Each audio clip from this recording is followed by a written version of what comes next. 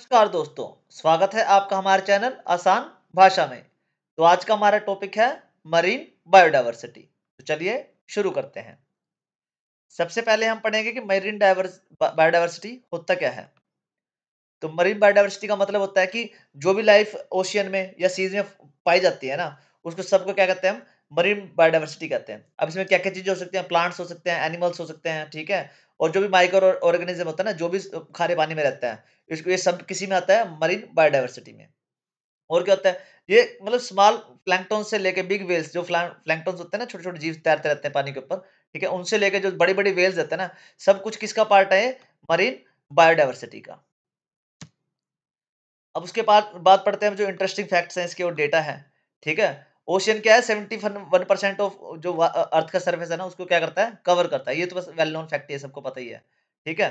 और जो coral reefs होते हैं ना, जो मूंगे की चट्टान होती है, वो क्या करते हैं? सपोर्ट करते हैं 25% of our marine all marine life. मतलब जो भी मरीन लाइफ डिपेंड करती है ना, वो किस पे करते हैं? मूंगे की चट्टानों पे ही डिपेंड करते हैं। मतलब उनके रहने-रूहने का, खाने-पीने का जुगाड़ जो भी होता है ना, ये ऑक्सीजन का जुगाड़ वो किससे होता है? कोरल रीफ के द्वारा ही होता है।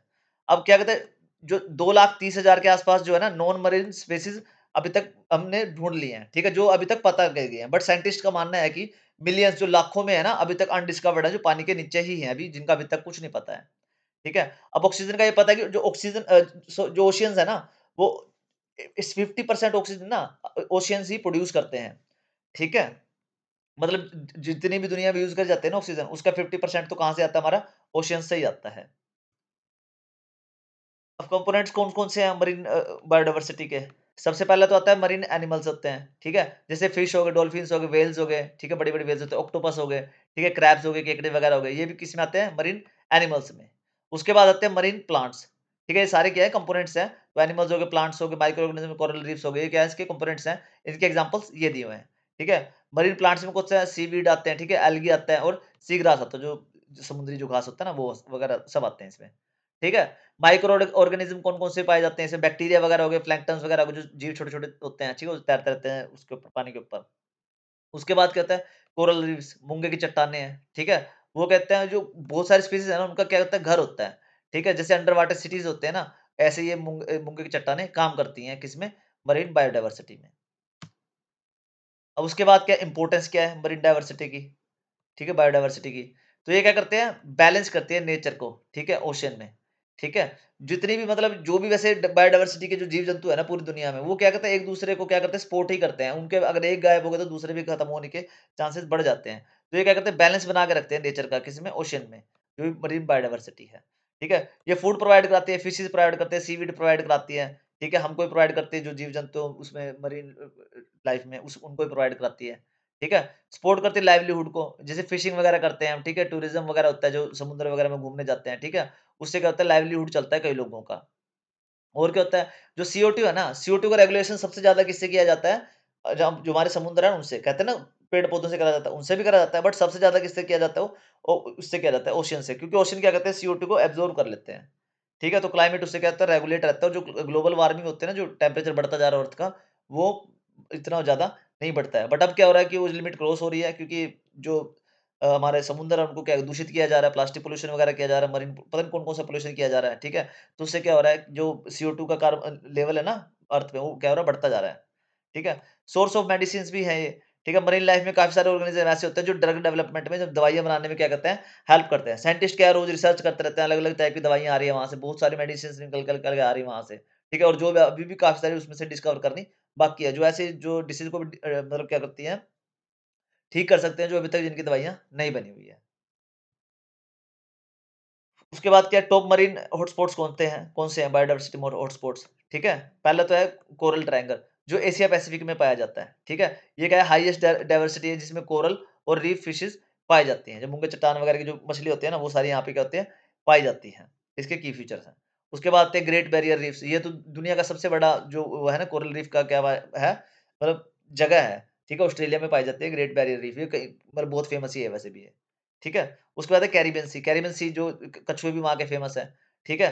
जो कोरल है, वहाँ के फिश हैं, वो क्या है काफ़ी रिच है उस चीज़ में, मतलब बहुत सारी चीज़ें पाई जाती हैं। यहाँ पे कोरल हो गए, फिश हो गए या सी टर्टल्स हो गए, ये कैरिबियन सी में बहुत ज़्यादा पाए जाते हैं। तो ये 3 क्या है मेन हॉटस्पॉट हैं पूरे मरीन बायोडायवर्सिटी के। अब उसके बाद थ्रेट्स कौन-कौन से हैं मरीन बायोडायवर्सिटी के? ठीक है? सबसे पहले तो पॉल्यूशन है, क्योंकि पॉल्यूशन दुनिया में इतना बढ़ता जा रहा है ना, ठीक है? कि जो मरीन बायोडायवर्सिटी है वो उसको क्या कर रहा है, थ्रेट हो रहा है बहुत ज़्यादा, ठीक है? जैसे प्लास्टिक पॉल्यूशन हो गया, ठीक है? ऑयल स्पिल जैसे ऑयल को छोड़ देते हैं, जो क फैक्ट्रीज़ वगैरह ना, ऑयल को क्या करती हैं, पानी में उसमें फेंक देते हैं समुद्र में, ठीक है? प्लास्टिक फेंक देते हैं लोग, उससे क्या होता है पॉल्यूशन बढ़ जाता है, जो मरीन बायोडायवर्सिटी को क्या करता है, थ्रेट करता है, ठीक है? नुकसान पहुँचाता है। ओवर फिशिंग, अब कहीं फिशिंग जितनी होनी चाहिए, लेकिन कंपनियाँ क्या है, उससे बहुत ज़्यादा फिशिंग करते हैं, जितनी ज़रूरत भी नहीं है ना दुनिया को, उससे ज़्यादा फिशिंग करते हैं अपने प्रॉफिट के लिए। तो क्या करते हैं, उससे काफ़ी सारी फिशेज़ मर जाते हैं, क्योंकि जो फिशेज़ है ना, उनसे और भी सारी जो प्रजातियाँ हैं ना, वो भी चलती हैं। तो अगर आप ओवर फिशिंग करते चले जाओगे, तो क्या होगा, जो मरीन बायोडायवर्सिटी है, उसको क्या होगा, नुकसान होगा बहुत ज़्यादा। उसके बाद क्या है, क्लाइमेट चेंज। ठीक है? क्लाइमेट चेंज भी क्या उससे मरीन डाइवर्सिटी के लिए एक थ्रेट बनता जा रहा है। क्योंकि क्या है कि जो वार्मिंग है ना, ग्लोबल वार्मिंग वो बढ़ती जा रही है। एसिडिफिकेशन क्या है, ओशन का वो भी बढ़ता जा रहा है। फैक्ट्री का सामान जो भी एसिड्स वगैरह वो फेंके जा रहे हैं उसमें पानी में ही, ठीक है? तो उससे क्या है वो काफ़ी हीट होता जा रहा है। तो क्या है उसमें क्लाइमेट चेंज भी इसके लिए क्या है, एक मरीन बायोडाइवर्सिटी के लिए नुकसान और खतरा बना हुआ है। उसके बाद है हैबिटेट डिस्ट्रक्शन। अब कोरल ब्लीचिंग है, जो कोरल जो मूंगे की चट्टान है वो व्हाइट होती जा रही है, ठीक है? मैनग्रोव्स की कटिंग करी जा रही है, जिससे क्या हो रहा है, हैबिटेट जो भी उन पे डिपेंड करते हैं ना, ठीक है? वो क्या होता है, वो डिस्ट्रक्शन होता जा रहा है, जो मछलियाँ वगैरह, जो जीव-जंतु वगैरह उन पे डिपेंड करते हैं ना, उनका क्या है, डिस्ट्रक्शन होता जा रहा है, जो कि मरीन डाइवर्सिटी को खत्म करते जा रहे हैं, खतरा बनते जा रहे हैं जिसके लिए। उसका इन्वेसिव स्पीशीज़, अब कुछ नॉन नेटिव स्पीशीज़ होते हैं, ठीक है? जो वहाँ के नहीं है, उस जगह के नहीं है। वो क्या करते हैं, दूसरी जो मरीन लाइफ़ को है ना, उसको हार्म करते हैं जाके, ठीक है? उनको खाना शुरू कर देते हैं, उनको खत्म करना शुरू कर देते हैं। जो जो इन्वेसिव स्पीशीज़ है ना, ये भी क्या करते हैं, थ्रेट बनती है मरीन बायोडायवर्सिटी के लिए। अब उसके कंज़र्वेशन क्या किया जा रहा है मरीन बायोडायवर्सिटी के लिए, ठीक है? मरीन प्रोटेक्टेड एरियाज़ बनाए जा रहे हैं, जहाँ पे क्या है, जो स्पेशल ज़ोन्स बनाए गए हैं, ठीक है? फिशिंग के लिए, जहाँ पे फिशिंग पता क्या है, लिमिटेड सी है, मतलब लिमिट में ही करी जाएगी, ओवर नहीं करी जाएगी। या फिर जो फिशिंग है वो बिल्कुल बैन ही है वहाँ पे, जो प्रोटेक्टेड एरिया है मरीन के, ठीक है? सस्टेनेबल फिशिंग करी जा रही है, ठीक है? फिश फिश को कैच करा जा रहा है बैलेंस्ड वे में, ठीक है? मछलियों को बैलेंस वे में पकड़ा जा रहा है, ये नहीं है कि अंधाधुंध उनको पकड़े जा रहे हैं, उनको बिज़नेस करे जा रहे हैं। उनको क्या करा जाएगा, बैलेंस वे में पकड़ा जाएगा और उनका व्यापार किया जाएगा। उसके बाद क्या है, रिड्यूसिंग पॉल्यूशन। अब पॉल्यूशन को अगर रिड्यूस कर देंगे, तो जैसे क्लाइमेट जो प्लास्टिक पॉल्यूशन हो गया, ठीक है? केमिकल्स जो ओशन में फेंके जाते हैं, ऑयल स्पिल वगैरह के, ठीक है? उनको क्या करा, रिड्यूस करा जा रहा है, ठीक है? जिससे क्या है, मरीन बायोडायवर्सिटी का कंजर्वेशन हो रहा है, ठीक है? ग्लोबल लॉज बनाए गए हैं, एग्रीमेंट्स बनाए गए हैं, जैसे कि अनक्लोज हो गया, ठीक है? सीबीटी हो गया, बहुत सारे हैं बनाए गए हैं, ठीक है? उससे क्या हो रहा है, मरीन बायोडायवर्सिटी का कंजर्वेशन हो पा रहा है। तो ओके बच्चों, thanks for watching. Please like share and subscribe आसान भाषा में। हाँ, टॉपिक में कोई डाउट हो तो यार प्लीज कमेंट करके पूछना, और अगर किसी को कोई और टॉपिक पूछना हो तो वो भी आप कमेंट करके मुझसे पूछ सकते हैं।